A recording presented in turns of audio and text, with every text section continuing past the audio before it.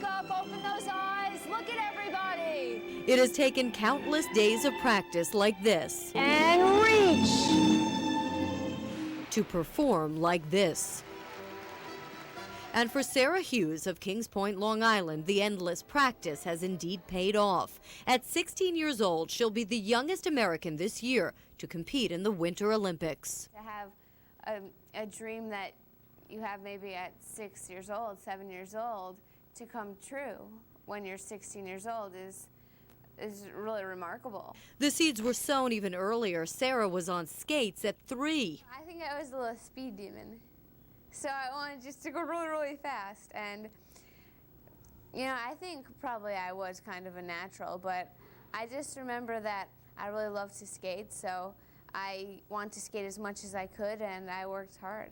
Speed evolved into incredible ability. Sarah was wowing crowds at Rockefeller Center at age 7, winning local competitions at 8, and entertaining Ranger fans at 10. By 12, she was crowned the best junior figure skater in the nation. Now at 16, her speed is overshadowed by her graceful long lines and strength. You think of power and its softness, grace, and a fierceness. And I think that's what really sets her apart from anybody else right now. The road to Salt Lake has been intense. There are few days off. Sarah spends most of her time at the Ice House in Hackensack, New Jersey. When she's off the ice, she's warming up or getting pepped up by her coach, Robin Wagner. The pressure is enormous. Teen life is essentially on hold. Sarah is a junior here at Great Neck North High School, but she hasn't been here much recently. After all, there have been 19 competitions in 11 foreign countries. While her friends study for the SATs, Sarah prepares for a different kind of test. I can't get the 3 syllables of beautiful out before your leg drops. But those are the things. That's the 10th of a point. My friends always tell me, like, sometimes I say, oh, sometimes I wish I just had a normal life or something, but then they're like, no, we're normal. Believe me, you're not missing out on anything. There's no denying Sarah is still a kid. She loves Britney Spears, craves a good shopping spree, and credits her dad for getting her into all this to keep his 6 children busy. My dad's philosophy was always to just keep them busy. Keep them busy whatever they do, because then they won't get in trouble. I think we're now in more trouble than ever before, but... Not exactly trouble, but she will be in the spotlight. Of course, she dreams about coming home with a medal, but concedes she has time. She's only 16 and still has the SATs to tackle. If the gold medal goes to the good guy, I would love to see Sarah have it, because not only is she a great competitor, but she's really a great kid. Carolyn Gusoff, News Channel 4.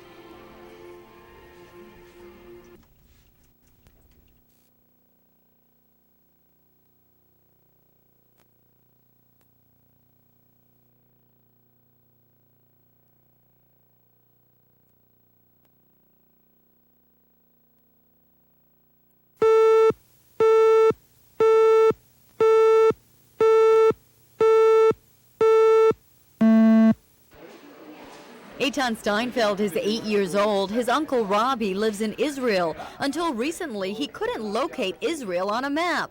In fact, he didn't even know it was a country. First, I asked my mom when is Uncle Robbie going to come back. So then my mom said he's at Israel. So then I said, when is Israel going to be over? What did you think Israel was?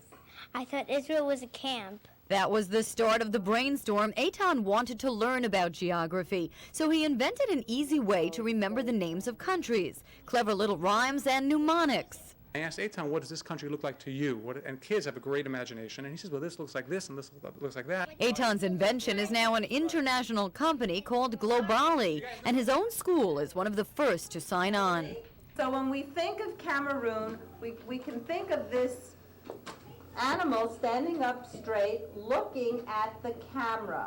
Kids remember that this African nation is Tunisia because it has the shape of 2 knees. And this U.S. state is shaped like an axe. Axes cut down oak trees. It's Oklahoma. I think the children learned a great deal from this system. I think the idea of using mnemonics and using shape and location of the countries really is something that will stay with the children for a very long time. The idea has already been bought by 15 parochial schools in New York and by the school system in Israel in a Hebrew version. It's under consideration by the New York City Board of Education and has a U.S. patent. Meanwhile, chairman of the board, Eton, is raking in profits. I'm hoping that other people will learn like I did. Surveys show that 1 in 7 Americans can't point to America on a world map. Eton and his friends can show you Madagascar. Something must be sinking in.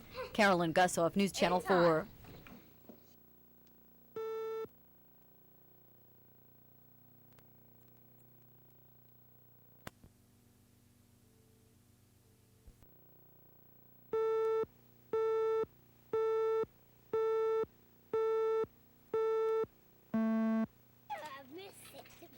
Nine-year-old Alyssa Christensen's hair used to be waist-long until she decided to cut it off as an act of kindness. I cut my hair since I had long enough ones.